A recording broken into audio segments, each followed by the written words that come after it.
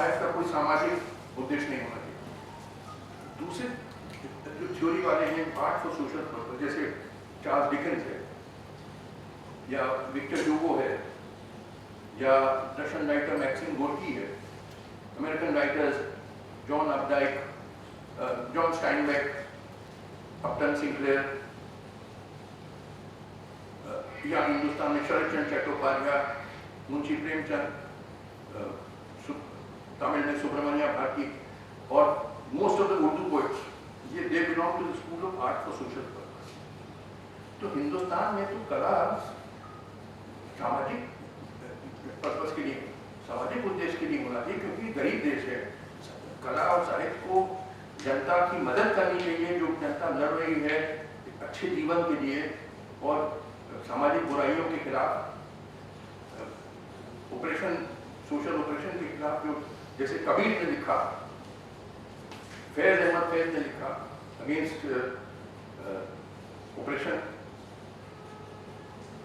तो समाज और कला का तो ये पर्पस होना चाहिए, नॉट कि स्पिरिचुअलिज्म, अध्यात्म, क्या गीतांजलि पढ़िए आप, ओपनी बीना बजाओ तुम्ही कैमन कोरे, क्या क्या आप सब। Most of Tagore's literature is promoting spiritualism, mysticism and all that. पूरा खेल अंग्रेजों का खेल था, क्योंकि अंग्रेज घबरा गए थे शरद चंद्र चट्टोपाध्याय की जो काम कर रहे थे, जो साहित्य को क्रांतिकारी दिशा में ले जा रहे थे, वहां से मोड़ के एक नॉनसेंस की तरफ मिस्टिज्म, ये नाच रही हैं शांति निकेतन में लड़कियां माला पहन के, गरीब देश में इसका कोई मतलब नहीं। तो मैंने जब लिखा ये टैगोर भी एक ब्रिटिश टूट था, ब्रिटिश चमचा, जैसे सुभाष चंद्र बोस जापानी चमचे थे, तो बंगाली लोग चिल्लाने लगे।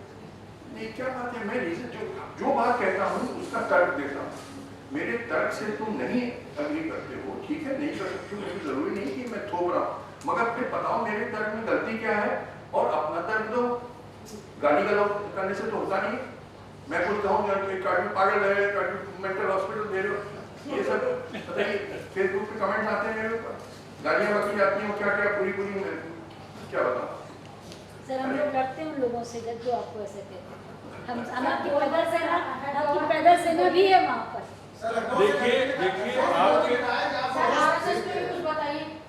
देखिए आपके विचारों के कारण आपको प्यार करने वाले और आदर देने वाले लोग ज्यादा हैं। अरे सुनिए, देखिए हम लोग को national objective must be to make India highly prosperous country where everybody gets a decent life, the standard of living of the people. देखिए सबसे बुरी चीज होती है गरीबी, और हर सिस्टम, चाहे उसको कैपिटलिज्म करिए, चाहे सोशलिज्म, चाहे कम्युनिज्म, जो चाहे करिए, एक और एक ही टेस्ट है, क्या उसमें जनता का स्टैंडर्ड ऑफ लिविंग बढ़ रहा है कि नहीं। वन एंड ओनली टेस्ट, बाकी सब इधर उधर की बातें बेकार हैं कि वो अब वो क्या। मैं तो देखिए इसी उद्देश्य से हर चीज लिखता हूँ, to spread scientific ideas, to attack feudal backward ideas. अब मैंने देखिए फॉर एग्जाम्पल बीफ पे लिखा, पूरी हिंदुस्तान 90% मेरे खिलाफ हो गए, होते रहो तो मूर्ख हो तो जिससे कोई मुझे फर्क नहीं पड़ता, मगर देखिए मैंने क्यों कहा। वो एक तो महाराष्ट्र में जब 20 बैन अभी फरवरी में शायद हुआ था इसी तरह, तब मैंने वो ब्लॉग लिखा था, क्योंकि महाराष्ट्र गवर्नमेंट ने बैन कर दिया। मैंने कहा देखिए कुछ चीजें सोचिए, ज्यादातर दुनिया बीफ खाती है, अमेरिकन खाते हैं, यूरोपियन खाते हैं, चाइनीज, अरब, जापानीज, अफ्रीकन, ऑस्ट्रेलियन, थाईलैंड के लोग, तो वो सब बुरे हैं और आप ही साधु संत हैं। दूसरी चीज, गौ माता कैसे हो सकती है? कोई जानवर किसी इंसान की माता हो सकती है? जैसे गंगा मैया कैसे हो सकती है? कोई नदी से बच्चा पैदा होता है? बेवकूफी की बात है कि अरे हिंदू सेंटिमेंट हर्ट कर दिया। मैंने कहा मैं हर्ट करूंगा, जो सेंटिमेंट्स मूर्खता पे आधारित हैं बिल्कुल मैं प्रहार करूंगा। यानी आप जो गाय दूध दूध देना बंद कर देती है बुढ़ापे की वजह से या किसी वजह से, उसको ज्यादातर लोग घर से निकाल देते हैं। और देखिए सड़कों पे ये बुढ़ी गायें घूम रही हैं, पसलियां निकली हुई हैं उनकी, वो कचरा खा रही हैं, पॉलिथीन खा के बुरी तड़प के मर जाती हैं।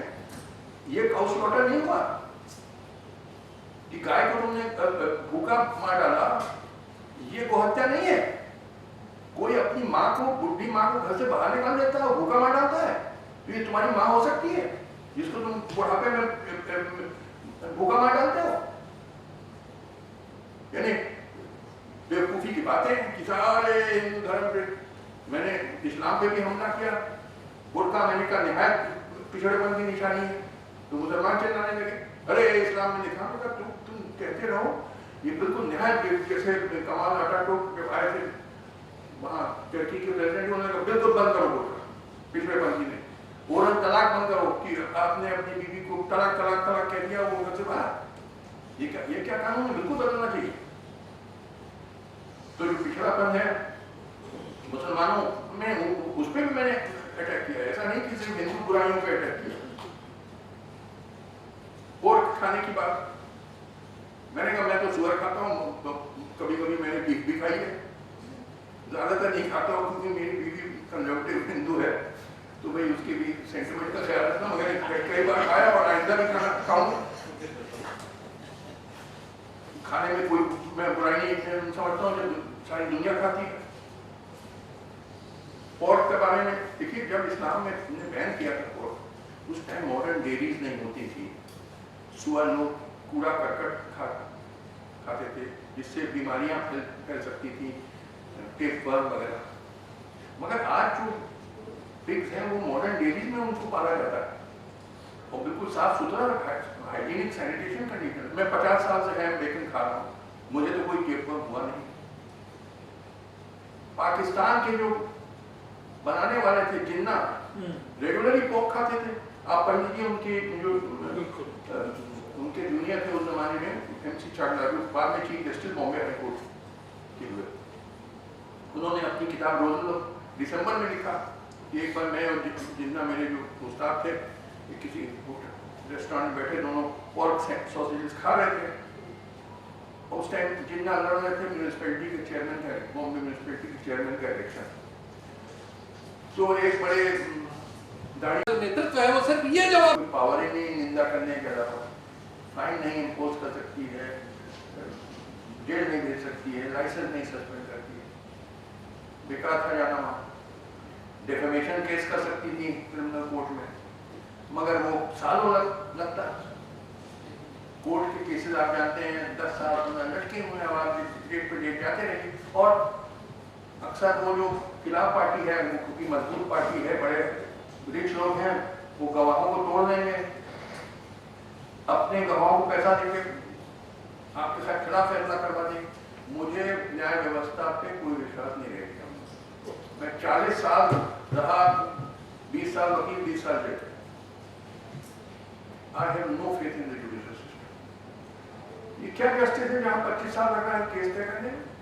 इलाहाबाद हाईकोर्ट में जो 1985 में क्रिमिनल अपील फाइल हुई थी, 1985 में जो क्रिमिनल अपील फाइल हुई थी इलाहाबाद हाईकोर्ट में, आज सुनवाई के लिए आ रही है।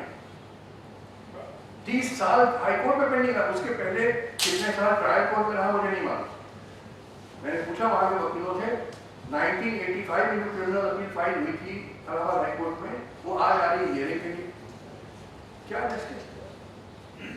तो आप PIR फाइल कर लेंगे, क्या करेगा सुप्रीम कोर्ट? एटमोस्ट कर देगा, चलो इन्वेस्टिगेट, सुप्रीम कोर्ट को इन्वेस्टिगेट करेगा नहीं, वो आदेश दे देगा आपको कि आप करिए।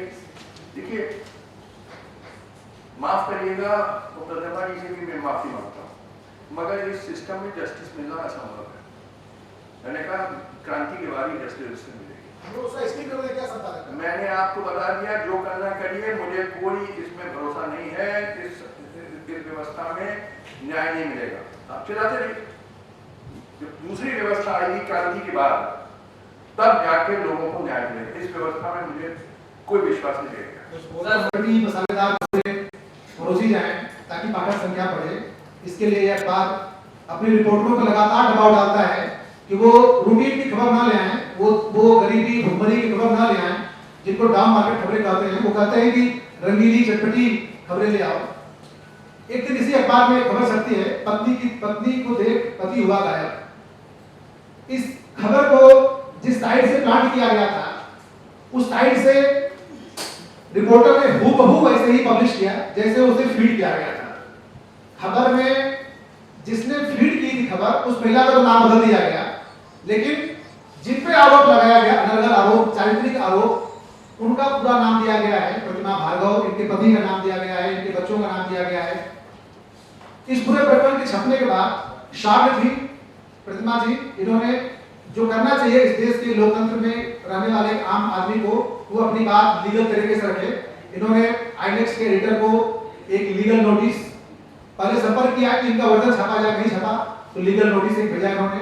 लीगल नोटिस में डिटेल इन्होंने पत्रकारिता के मानकों की बात बताई कि क्या आपने हम लोगों का वर्जन लिया, आपने एक महिला का चरित्र पे उंगली उठाते हुए बिना नाम छिपाए कैसे आपने खबर पब्लिश कर दिया एक तरफा। इस पूरे प्रकरण को लेकर जब उधर से कोई रिस्पांस नहीं मिला, इनको धमकी दी गई कि आप चुप रहिए, शांत रहिए, आप जानते नहीं दैनिक जागरण को, आईनेक्स को, हम लोग कितने ताकतवर लोग हैं।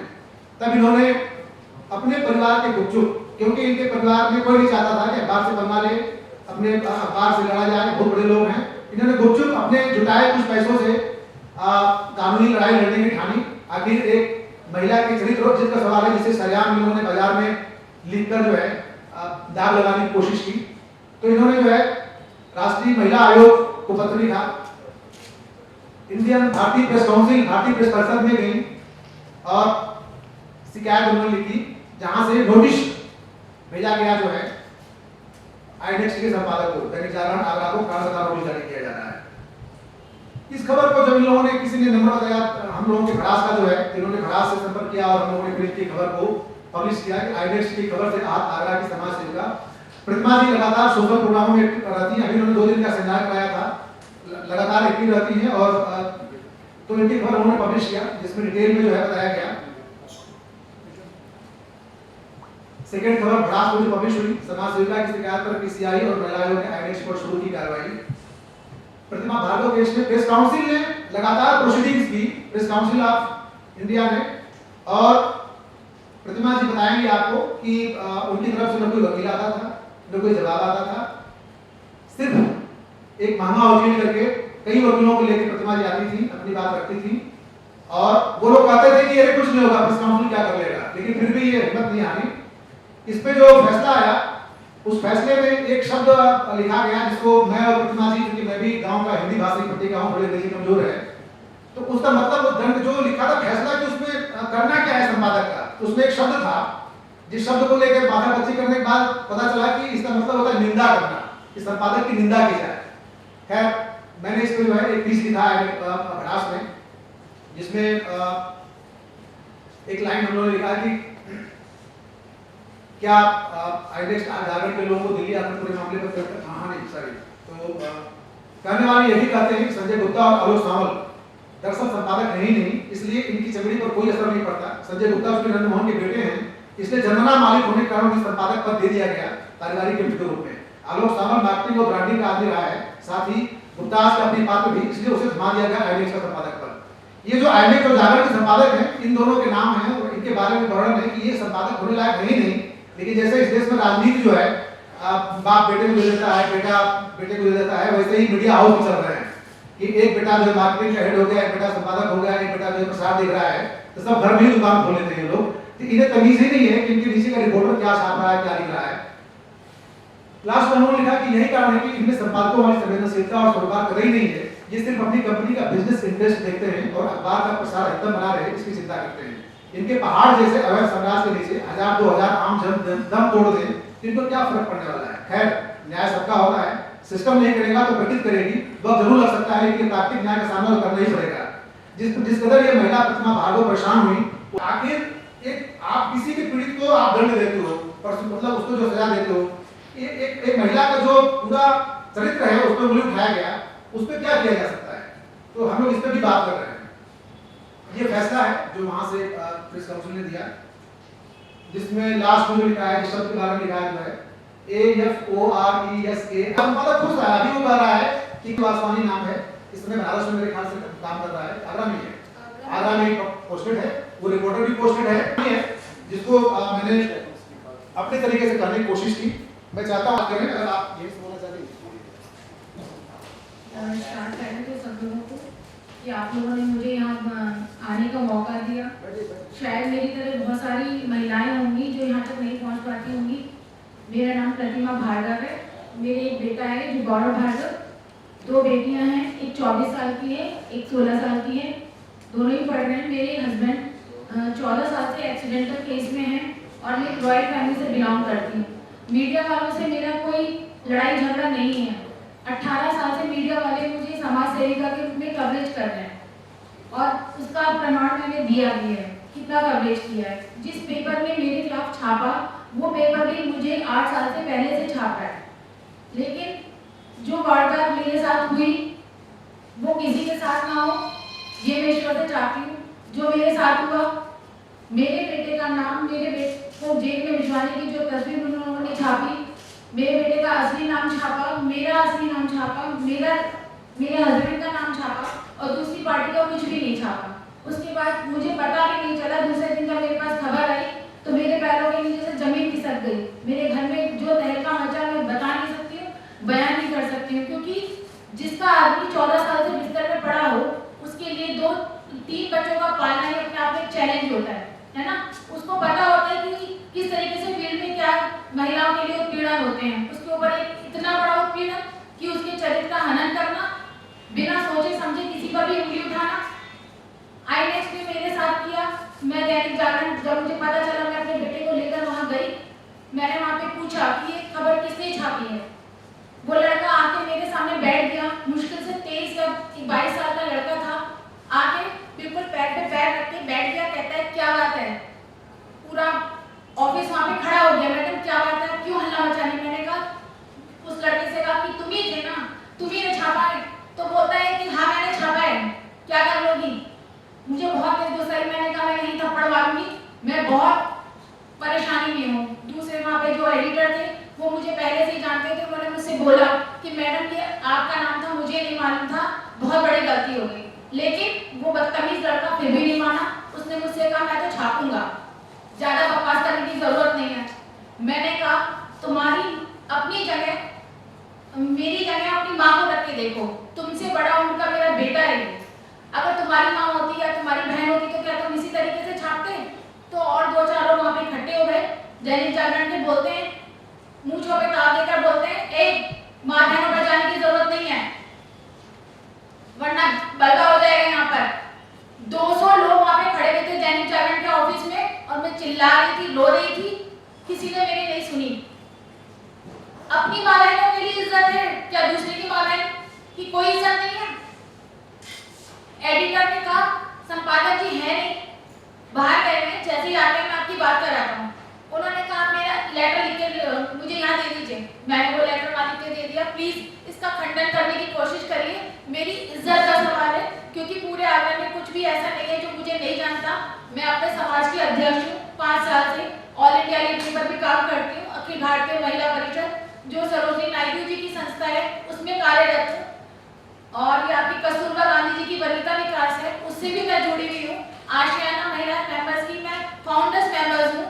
समय समय पर रामलाल वृद्धाश्रम जाती हूँ, क्योंकि मुझे मालूम है कि जो पीड़ा मैं अपने घर में सह रही हूँ, जो मानसिक प्रताड़ना मैं झेल रही हूँ, वो कोई ना झेले। मेरे घर में खाना पीना दुश्वार हो गया। लोगों ने मुझे हेय दृष्टि से देखना शुरू कर दिया, जो मेरे लिए मरने के बराबर था। मेरा बच्चा जो यहाँ बैठा हुआ है, डिप्रेशन की गोली खाकर भी नहीं सो पा रहा था। खाने की तो कोई बात ही नहीं है। मैं बराबर सचिन वासवानी जी को, संपादक जी को फोन करती रही कि प्लीज आप मेरे से बात करिए। जब तक वो दिल्ली से नहीं लौटे थे तब तक उन्होंने कहा मैडम मैं आपके घर के पास रहता हूँ, मैं आता हूँ। लेकिन फिर वो जिन्होंने भी अरुण रावत से खबर छपाई थी, कुछ पैसे देकर उन लोगों से जाके मिल गए और मुझे ये कहा गया कि अगर इससे भी ज्यादा बोलोगी तो मैं इससे भी बुरा छापूंगा। पहली बात तो मैं ये पूछना चाहती हूँ कि क्या कोई किसी का नाम छापता है तो किसी बेस पे छापता है? दूसरी बात ये कि उसका कोई सबूत होना चाहिए कि क्या वारदात हुई। कि कुछ भी छापेंगे? क्या मीडिया को इतना अधिकार है कि वो किसी भी औरत की चरित्र का हनन कर सकती है? तीसरी बात ये, जब उन्होंने मेरी नहीं सुनी, मेरे हस्बैंड चल फिर नहीं पाते, मेरे दिमाग में जुनून था, पागलपन सा था कि मैं क्या करूं। शादी के लायक मेरा बेटा है, 24 साल की लड़की मेरी मुंबई में काम करती है, वो भी शादी लायक है, मैं क्या करूंगी, कैसे करूंगी? सबने मुझसे अपना पीछा छुड़ा लिया, ससुराल वालों ने मुझसे पूछा तक नहीं, मैके वालों ने पूछा तक नहीं, अकेली पड़ गई मैं। मेरी फ्रेंड जो कि मेरी तरह परेशान है, उसने मुझसे कहा कि वकील करते हैं, चुप नहीं बैठना चाहिए।